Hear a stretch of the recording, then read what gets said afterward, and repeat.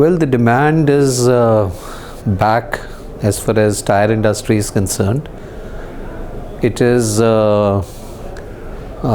especially the replacement or the aftermarket demand, particularly for the commercial vehicle segment. It's been very healthy. Passenger segment also. 2-3-wheeler, although on the OEM side, the demand is slightly tapered now, but replacement has been good.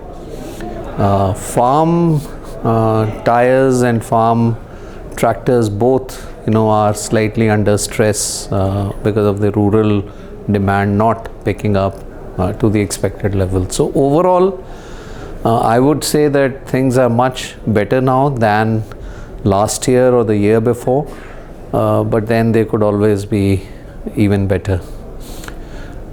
In terms of investments, actually tire industry has been and continues to make investments on a regular basis, and that, if I may say, that trend of the past has paid dividends when COVID subsided and the demand picked up in the second financial year of 2021.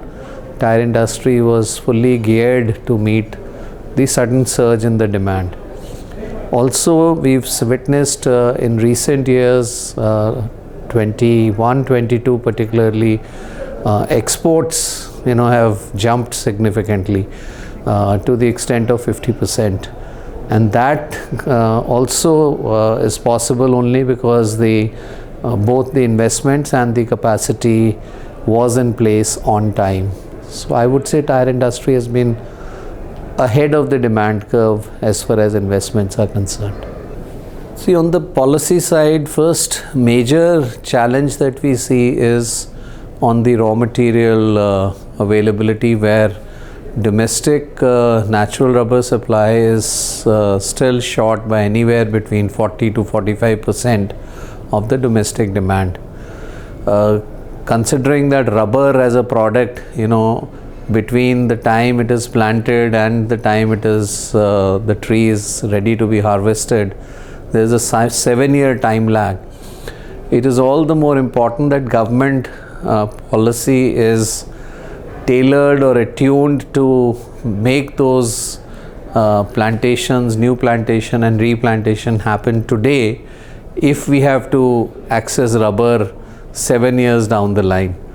That's one policy gap that industry has seen in recent years, although now enough, if I may say, awareness has got created that since India is on a high growth path as far as the economy, the auto and the tire industry is concerned, this vital linkage should not get broken or disturbed because of the critical raw material not being there at the time when it is needed. So NR policy in terms of enhancing both production and productivity needs to be attended to on priority. The other side, there are government interventions on new requirements, legal requirements as far as tire labeling is concerned, as far as AIS 142 standards of supplies to OEMs are concerned.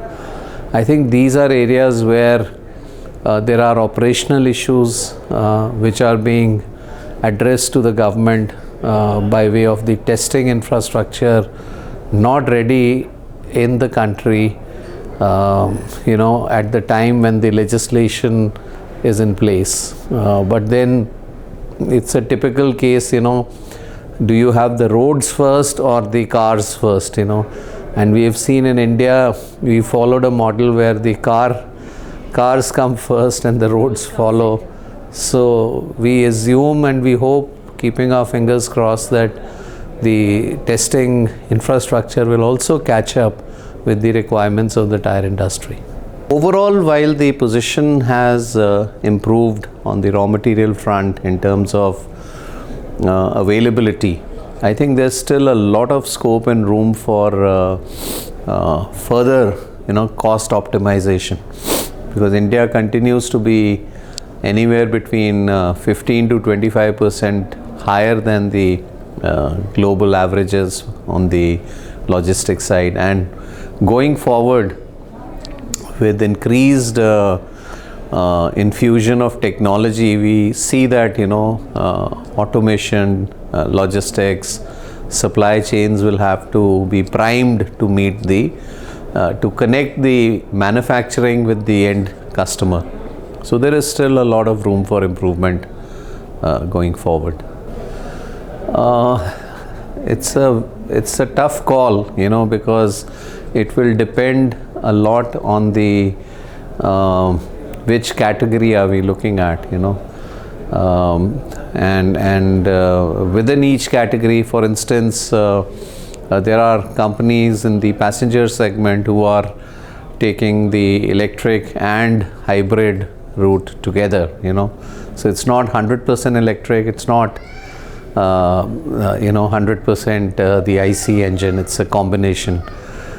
Similarly, so I think going forward, two-wheelers would continue to dominate the electric space. Public transportation also supported largely by the government, it's the government's function and role, may also steer towards electric. But then there are other established hybrid technologies which would play a role, and in somewhat maybe not a very significant way, but even for instance the hydrogen fuel cell, that's being talked about, for a country like India where 100% electric is also a challenge. So even those could be possible avenues or routes, though it's too early to say which gets firmly established. So a lot of work is going on in parallel. Well, whenever you switch technologies in a big way, the initial, if I may say, issues need to be sorted out. It needs time, because there's no precedence. If you recall, when we shifted from the fixed landline to the cell phone, there were so many cases of calls dropping and not getting the right kind of voice quality and so on and so forth. But then as technologies get established, it's taken for granted that these things would run. Also, let's not forget that conditions in India are not very electric friendly, if one may say. If you were to look at the weather conditions, the temperatures, even cell phones, they get heated up. So it's a challenge, but I'm sure if we have come this far, the technologists and the R&D of the auto space is geared up to address those sooner than later.